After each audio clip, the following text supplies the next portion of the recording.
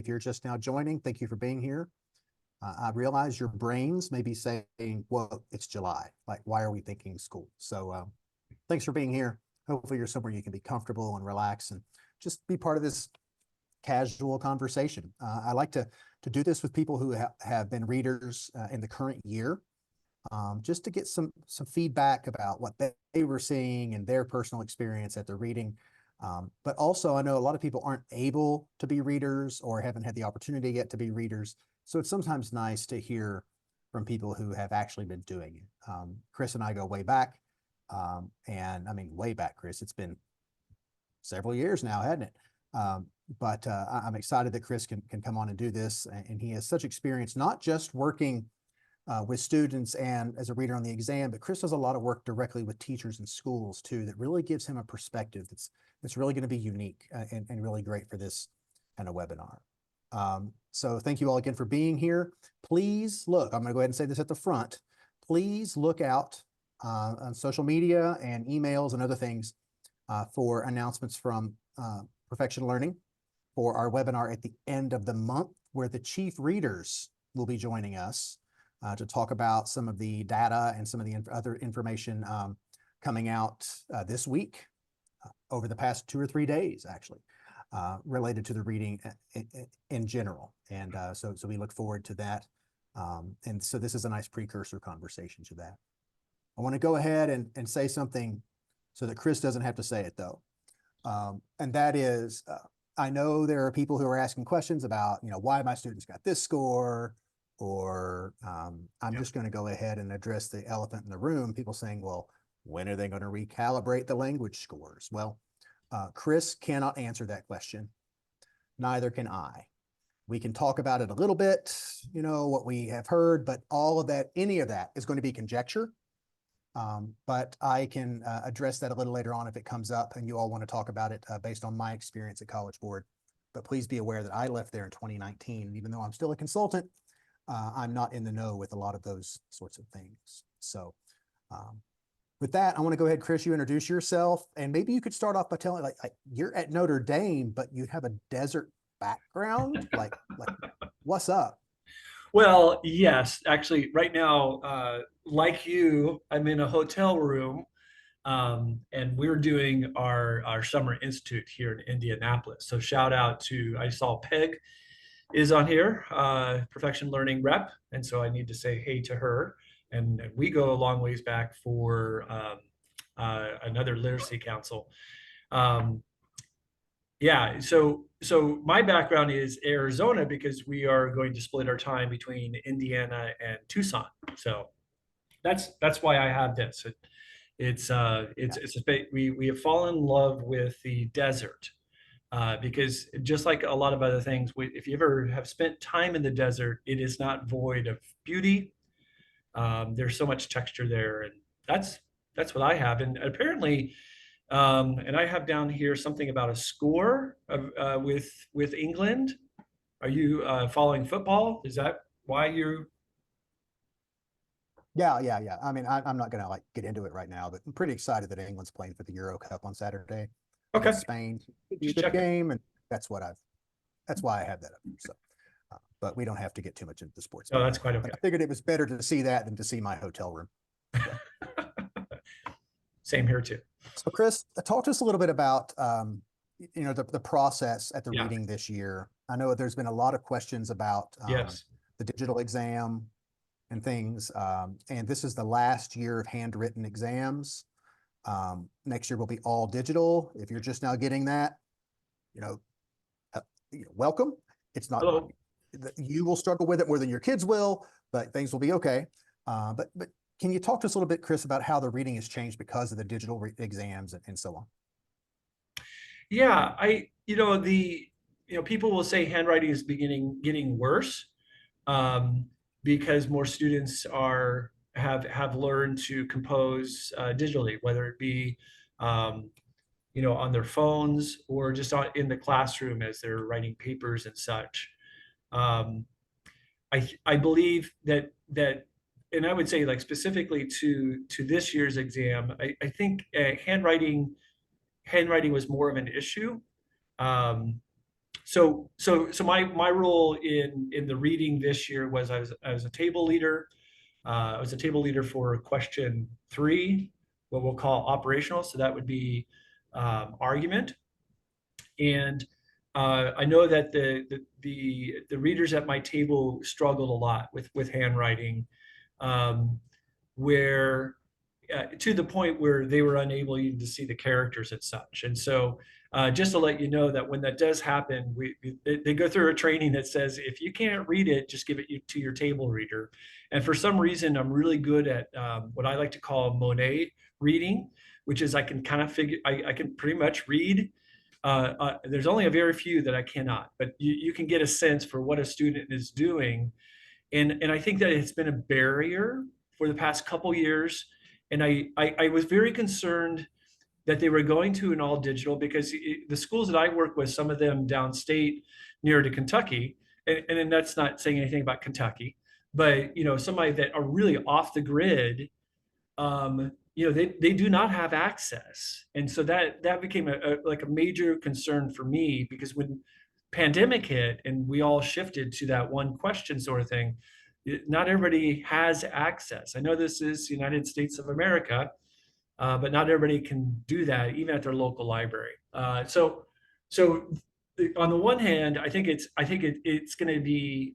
I believe that the reading will continue to get more accurate, because the handwriting will not be in the way, and that I think we can continue to reward students for what they're doing well. Yeah, so there was a part of something I kept on saying throughout this past read is, well, at least this is the last year that we have handwriting. Now, those that were on what we call Form 1, which is the digital exam, there's not that issue, obviously, because it was all digital. Right. And so I think some people may be wondering, you're talking about these different forms Mhm. and how the reading is set up. And you said Yeah. you were the question, not the question leader, sorry. You were a table leader for question 3. Can you talk a little bit in brief about the setup? Sure. No, I'd love to. And they say if you're able to, be a part of the process, and sign up. And I'm sure there's many people in our chat that have either done the read or would like to do the read. It was something that was one of my favorite things to come back and talk to my students as far as, well, let's just go ahead and show you how human of an experience this is. And it's not people that are in a basement who only have cats as friends. And that's not an offense for people who have cats, because we're a cat owner, and I feel like, I'd say, me, and we are very interested in what you have to say. But in general, what ends up happening for a good, I think it was at least half, maybe a little bit under that, people will descend on a site. And so for language, we descended on Cincinnati this year. A little disappointed that I was not going back to Tampa, because Tampa is different than Northern Indiana from where I'm from. And to just drive 4 hours to Cincinnati was not that pleasurable, I thought. But I got to see a Reds game. It was fun. It's a great park, and there's a lot of things to do, because we're thinking about all things we'll do after the read. But from 8 to 5, we are on day 1. The experience of the reader is that you're sorted. There's no sorting hat. I wish there was, but you're sorted into the different questions that need to be filled.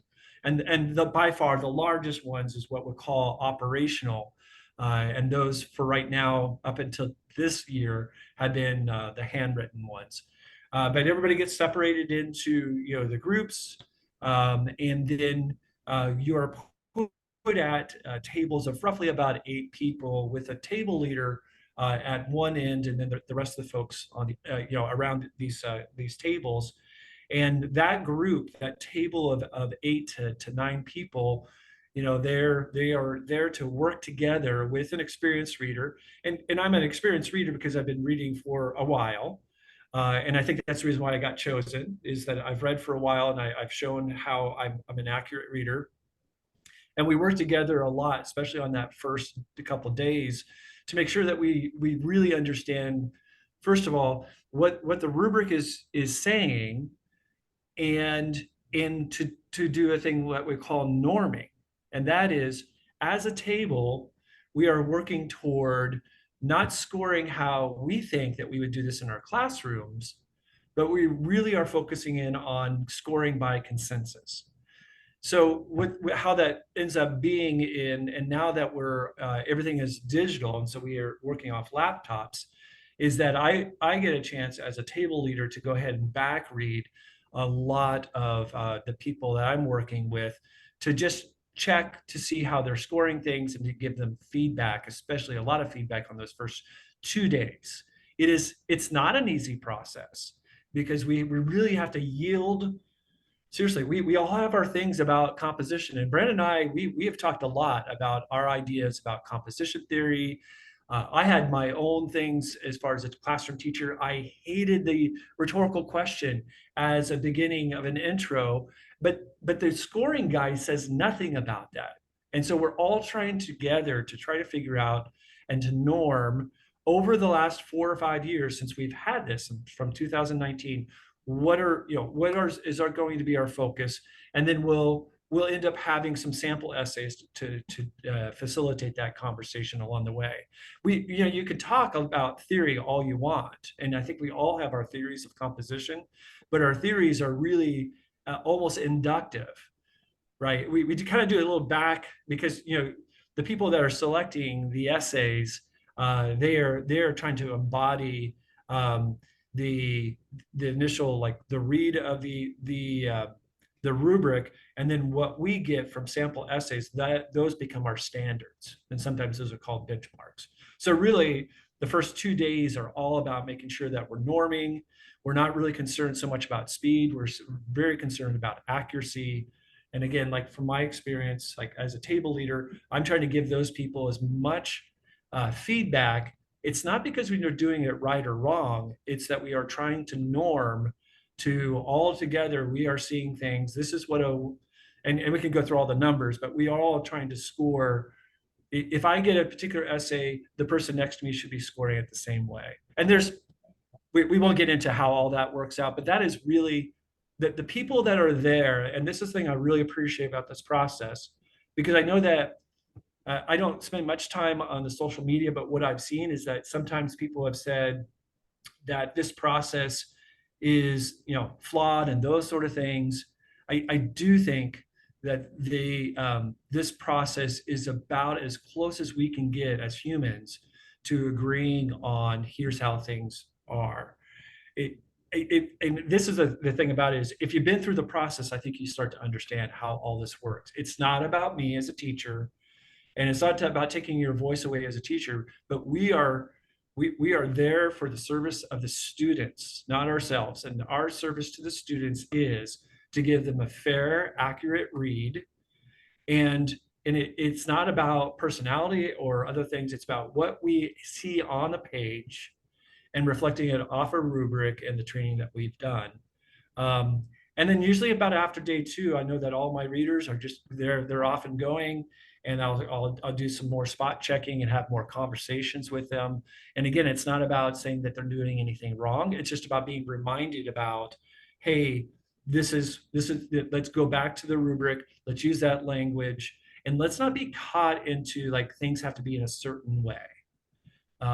I would say one other thing too, and this may be getting ahead, is I think the thing I appreciate about this reading, I think more than others, is I think it just reminded all of us that we need to continue to be a very open-minded and very curious as far as how quality works.